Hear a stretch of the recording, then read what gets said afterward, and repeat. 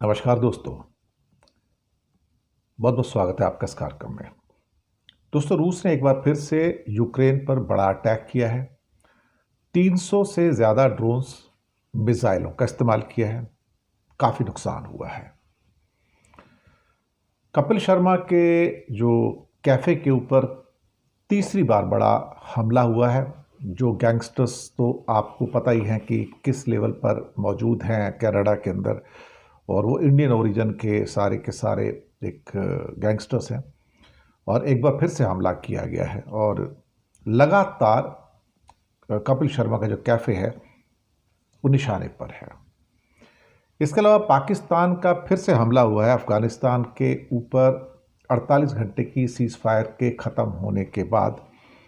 और मुझे लगता है कि ये लड़ाई शायद अभी थमने वाली नहीं है। हो सकता है कि शायद ये लड़ाई अब लंबी ही चलेगी।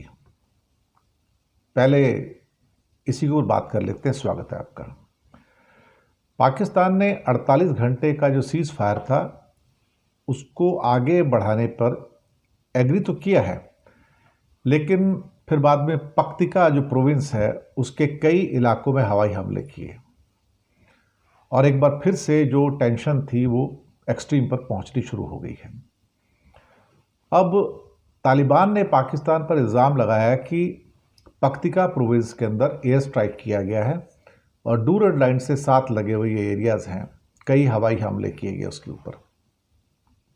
ये तब है कि जबकि दोहा में एक शांति वार्ता की बात हो रही है, पीसफुल टॉक्स की बात हो रही है, और टोलो न्यूज़ का कहना है कि ये अफ़गानिस्तान के अरगुन और बरमल डिस्ट्रिक्ट के अंदर कई घरों पर हवाई हमले हुए हैं।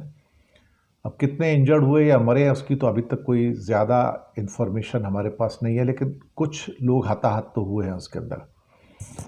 अब शांति वार्ता के लिए जो दोनों टीमें हैं ख़ास तौर से वो वहाँ पर पहुँची हुई हैं। 48 आवर का सीज़ फायर ऐलान किया गया था और दोनों एक दूसरे पर प्रोवोक करने का इल्ज़ाम लगा रहे हैं। पाकिस्तान ने गोलीबारी में 20 तालिबानी लड़ाकों के मारे जाने का दावा किया, वहीं तालिबान ने 58 पाकिस्तानी सोल्जर्स के मारे जाने का दावा किया। तो दावे, काउंटर दावे ये सब चल रहे हैं, पर फिलहाल कंडीशंस जो है वो कोई बहुत ज़्यादा कहा जाए कि पीसफुल है ऐसा नहीं है। दोनों साइड में स्ट्रेस है, टेंशन तो लगी हुई है। इस बीच में रशिया ने एक बार फिर से अटैक किया है यूक्रेन के ऊपर। बड़ा अटैक है। 300 से ज़्यादा ड्रोन्स और 37 मिसाइल्स दागी गई और यूक्रेन का जो एनर्जी नेटवर्क है ये उस पर हमला हुआ और वास्ट स्केल के ऊपर वहाँ पर ब्लैकआउट हुए हैं। यानी कि जो बिजली की लाइनें वो सब डैमेज हुई हैं, बिजली घर डैमेज हुए हैं। जवाब में रशियन ऑयल रिफाइनरी को निशाना बनाया गया है। अब जो मुलाकातों का सिलसिला है वो ट्रंप का और ज़ेलेंस्की का, उससे क्या निकलेगा पता नहीं। टॉमाहॉक मिसाइल्स देने की बात हो रही है, लेकिन फिलहाल हालात ऐसे हैं कि 3.5 साल का जंग गुजर जाने के बाद भी अभी भी हालात बहुत ज़मीनी स्तर पर बहुत ख़तरनाक हैं। रशिया ने जब यूक्रेन पे बिजली के नेटवर्क का सबसे बड़ा हमला किया तो यूक्रेन में बड़ा एक लार्ज स्केल ब्लैकआउट हुआ है और पूरी रात भर सैकड़ों ड्रोन और दर्जनों मिसाइलें दागी हैं, जिसने एनर्जी की फैसिलिटीज़ को पूरी तरह से ठप कर दिया और लाखों लोग, अब ऑलमोस्ट सर्दियाँ समझो दरवाजे पे खड़ी हैं, तो पूरा का पूरा ब्लैकआउट हो गया और कई शहरों के अंदर हुआ। और मुझे लगता है कि ये अपने आप में हो सकता है कि ये एक क्रोनिक फीचर बन जाए बाद में, क्योंकि अब सर्दियों में लोगों को हीटर वगैरह की, हीटिंग वगैरह की ज़रूरत होती है। तो बताया जा रहा है कि कई एरियाज़ के अंदर बिजली की सप्लाई पूरी तरह से ठप हो गई है। ये भी इल्ज़ाम लगाया गया ज़ेलेंस्की के द्वारा कि रशिया अब क्लस्टर बॉम्ब्स का इस्तेमाल कर रहा है। जी हाँ, क्लस्टर बॉम्ब्स का, और बार बार एक ही निशाने पर, एक ही ठिकाने पर हमला कर रहा है ताकि अगर वो जैसी रिपेयर हो तो उसको फिर से दोबारा से बम डाल के डैमेज कर दिया जाए, ताकि रिपेयर करने की बात ही ना हो पाए। तो यूक्रेन का कहना है कि रशिया हमारे एनर्जी इंफ्रास्ट्रक्चर पर हर रोज हमले कर रहा है और इस बार उसने सर्दी को हथियार बना लिया है। यानी कि अगर बिजली का सप्लाई बाधित हो जाता है तो लोग ऐसे नहीं मरते तो ठंड से मर जाए। तो ये सारी चीज़ें निकल कर आ रही हैं। यूक्रेन भी पीछे नहीं है, उसने भी रशिया की जो ऑयल रिफाइनरीज है उनको निशाना बनाया है। अब अगर टोमाहोक मिसाइल्स अगर ट्रंप उनको दे देते हैं तो फिर ये तो यकीन है कि वो मिसाइलें मॉस्को तक पहुंचेंगी और मॉस्को पर अटैक होंगे। तो मिसाइलों की रेंज 2500 किलोमीटर है। तो हो सकता है कि फिर यहाँ पर एक थोड़ा सा हमें एक ऐसा उछाल देखने को मिले कि जब मॉस्को के ऊपर अगर अटैक हो जाए तो कहीं ना कहीं फिर थोड़ा सा हाय तौबा तो मचेगी। उधर कपिल शर्मा के कैफे पर कनाडा में एक बार फिर से फायरिंग हुई है और गोल्डी सिद्धू नाम का कोई गैंग है, उसने इसकी फिर से जिम्मेदारी ली है और उसके साथ उनका ट्वीट भी आता है।